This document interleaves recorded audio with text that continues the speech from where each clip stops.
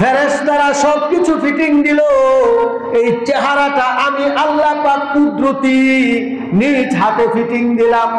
কেন রে বান্দা, তোমাকে এত যত্ন করে বানাইলাম। আল্লাহ বলেন, ওয়ামা খালাকাতুল জিন্না ওয়াল ইনস ইল্লা লিয়াবুদুন। ও মানুষ, ও জিন জাতি, তোমরা খেয়াল করে শোনো, তোমাদেরকে আমি বানাইলাম শুধুমাত্র কেবলমাত্র একমাত্র আমার গোলামি করবে, ইবাদত করবে।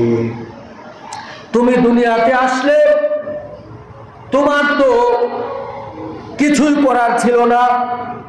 মুরগি ডিম থেকে ফুটে হাঁটতে পারে, চলতে পারে, সঙ্গে সঙ্গে খাবার খেতে পারে, কিন্তু মানুষ এত অসহায়, শুধু কান্নার কান্না, ক্ষুধা লাগলে কান্না, অসুস্থ হলে কান্না।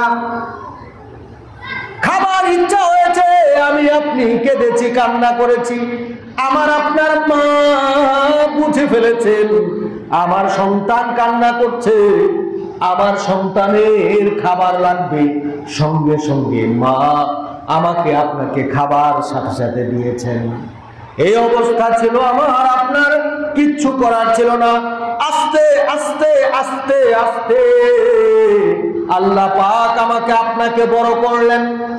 আমি আপনি হামাগুড়ি দিতে পারি, আমি আপনি আস্তে আস্তে হাঁটতে পারি, তারপরে দৌড়াতে পারি, তারপরে আস্তে আস্তে স্বাবলম্বী হই, বড় হই, তারপরে যৌবনে পদার্পণ করি, তারপরে প্রৌঢ় বয়সে উপনীত হই, তারপরে আল্লাহ পাক হায়াত রাখলে বৃদ্ধ বয়সে আমরা উপনীত হই।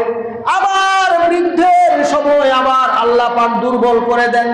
আল্লাহ বলেন, আমার গোলাম, তোমরা যদি যৌবনকালে ইবাদত বন্দেগী উপাসনা আরাধনা করে তোমার জীবনটাকে সুন্দরতর, মহত্তর, মধুরতর করে গড়ে তোলো, বৃদ্ধ বয়সে তুমি ইবাদত করতে পারবে না, টেনশন নাই।